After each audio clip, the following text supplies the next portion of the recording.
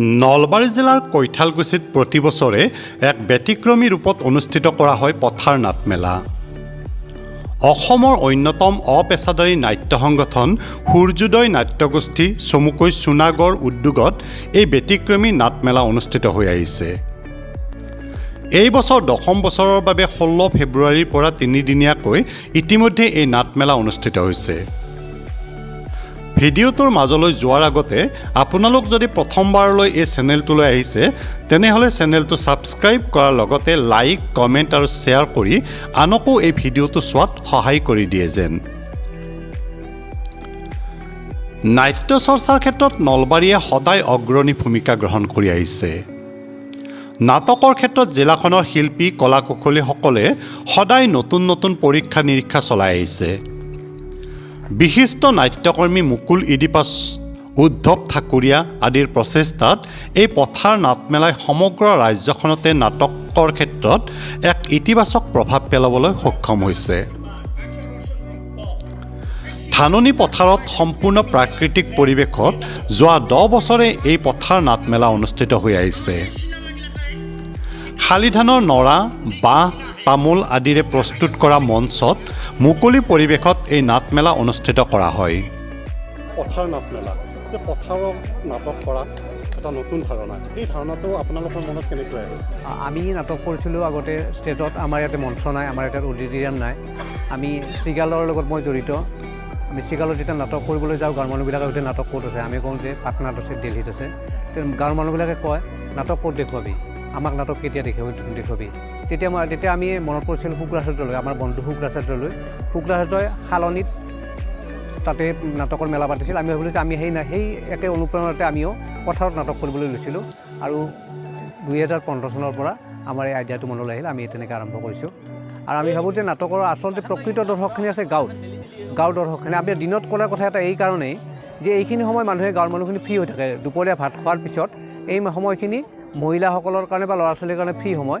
গতিকে এই ফ্ৰী সময়খিনিত মানুহে যাতে আহি তেওঁলোকৰ সময় নষ্ট নোহোৱাকৈ নাটক উপভোগ কৰিব পাৰে আৰু তেওঁলোকৰ অহা যোৱাত যাতে প্ৰব্লেম নহয়, সেইকাৰণে আমি দিনত কৰাৰ ব্যৱস্থাটো কৰিছোঁ। আচলতে বিকল্প একো নহয়। আমি আচলতে এটা বিকল্প স্পেচ, যিহেতু আমাৰ এটা স্পেচ নাই, আমাৰ তাতে অডিটৰিয়াম নাই, আমি এটা স্পেচ বাছি লৈছোঁ। আৰু স্পেচটো হৈছে পথাৰ, যিহেতু আমাৰ তাতে পথাৰ এভেইলেবল, সেইকাৰণে মাতৃস্বৰূপা পথাৰেই আমাৰ কাৰণে মঞ্চ। ইয়াত কিছু খৰচৰ কথা আহি পৰিব। এই খৰচখিনি আপোনালোকে কেনেধৰণে পায় বা ৰাইজৰ সহযোগ কেনেকৈ? ৰাইজৰ সহযোগ ভাল, কিন্তু এটা কথা যে এটা যে সংস্কৃতি বা এটা অনুষ্ঠান যদি জীপাল হৈ থাকিব লাগে, তাত ঠন ধৰি উঠিব লাগে, আগবঢ়াই নিব লাগে, এই ক্ষেত্ৰত এটা চৰকাৰৰ পদক্ষেপ লাগে। কিন্তু চৰকাৰী পক্ষবিলাক হৈছে খেনৰ কাৰণে, সকলোৰে কাৰণে যেন নহয়, তেনেকুৱা এটা আমাৰ অনুমান হয়। আমিও এইবাৰ বিভিন্ন চৰকাৰী পক্ষৰ লগত যোগাযোগ কৰিছিলোঁ, কিন্তু এতিয়ালৈকে কোনো ধৰণৰ সঁহাৰি আমি লাভ কৰা নাই।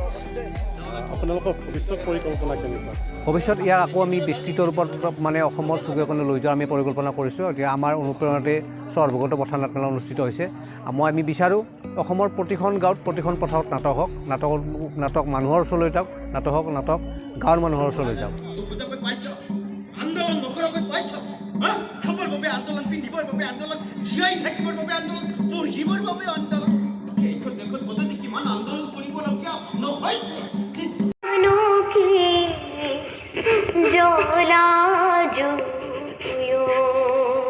সমাজ মিছা, ধৰ্ম মিছা, মিছাই ৰজাৰ বঁটা। নাটক ভালপোৱা গাঁৱৰ শ্ৰমজীৱী মানুহক নাটকৰ সোৱাদ দি নাটকক মানুহৰ মাজলৈ লৈ যোৱা এই পথাৰ নাটমেলাৰ মূল উদ্দেশ্য। গাঁও অঞ্চলসমূহত নাটঘৰৰ অভাৱে এনে পৰীক্ষা নিৰীক্ষাক উদগনি জগাই আহিছে।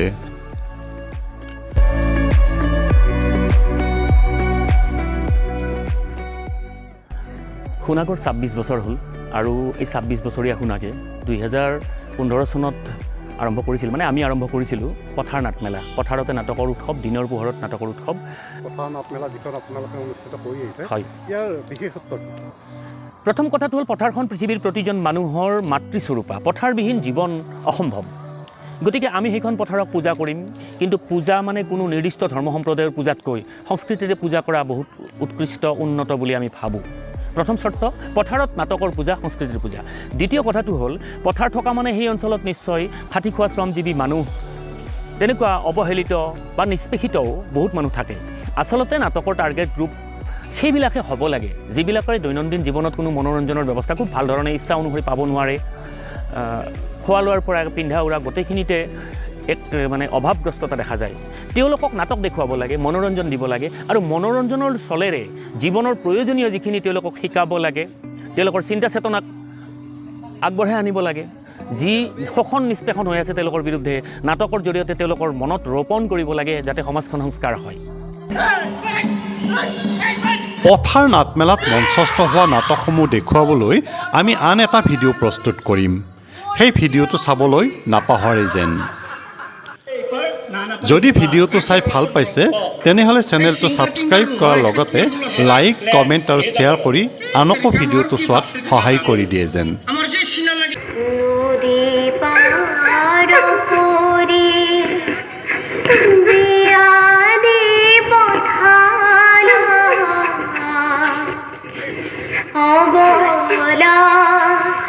জানো